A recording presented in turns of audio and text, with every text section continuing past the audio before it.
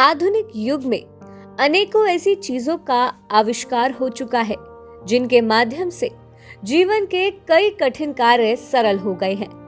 कितने ही असंभव कार्य आज नई तकनीकों के जरिए संभव हो चुके हैं। जैसे कि बात करें टेस्ट ट्यूब बेबी की। वर्तमान समय में जिस दंपति को संतान सुख की प्राप्ति नहीं हो पाती, वे डॉक्टर के पास जाकर संभव इलाज करवाते हैं, जिनमें से एक है IVF यानी टेस्ट ट्यूब। दरअसल कभी कभी ऐसा होता है कि पुरुष का शुक्राणु महिला के शरीर में भ्रूण का निर्माण करने के लिए पूरी तरह से उपजाऊ नहीं होता है। इस स्थिति में महिला के अंडाशय से अंडे को निकालकर उसे पुरुष के शुक्राणु के साथ लैब में फर्टिलाइज किया जाता है। फर्टिलाइज्ड होने के बाद तैयार हुए भ्रूण को महिला के गर्भाशय में ट्रांसफर करते हैं, जिसे टेस्ट ट्यूब बेबी कहते हैं। लेकिन आपको बता दें कि यह अद्भुत तकनीक द्वापर युग में प्रयोग में लाई गई थी। अब आप सोच रहे होंगे कि भला ऐसे कैसे हो सकता है, तो चलिए आपको बताते हैं महाभारत ग्रंथ में वर्णित एक ऐसे पात्र के बारे में जिसे टेस्ट ट्यूब बेबी का दर्जा दिया जाता है।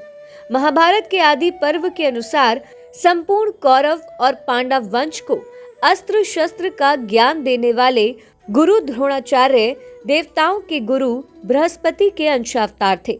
महापराक्रमी अश्वत्थामा इन्हीं का पुत्र था। द्रोणाचार्य महर्षि भारद्वाज के पुत्र थे। लेकिन गुरु द्रोणाचार्य के बारे में कहा जाता है कि वो अपने माता पिता के परस्पर मिलन से नहीं, बल्कि एक विचित्र विधि द्वारा पैदा हुए थे, जिसे आज के भौतिक युग में टेस्ट ट्यूब के नाम से जाना जाता है। जी हाँ, दरअसल महाभारत के आदि पर्व की कथा अनुसार एक समय गंगा द्वार नामक स्थान पर महर्षि भारद्वाज रहा करते थे। वे बड़े व्रतशील व यशस्वी थे। एक बार महर्षि भारद्वाज जब सुबह गंगा स्नान करने गए तो वहां उन्होंने देखा कि घृताची नामक अप्सरा स्नान करके जल से निकल रही है।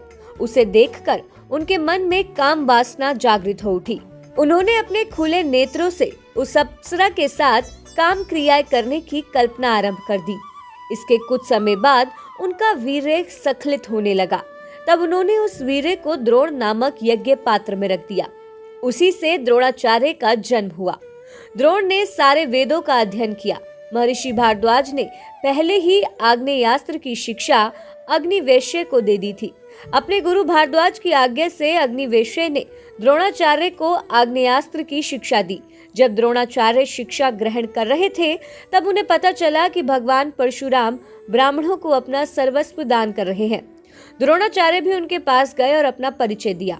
द्रोणाचार्य ने भगवान परशुराम से उनके सभी दिव्य अस्त्र शस्त्र मांग लिए और उनके प्रयोग की विधि भी सीख ली।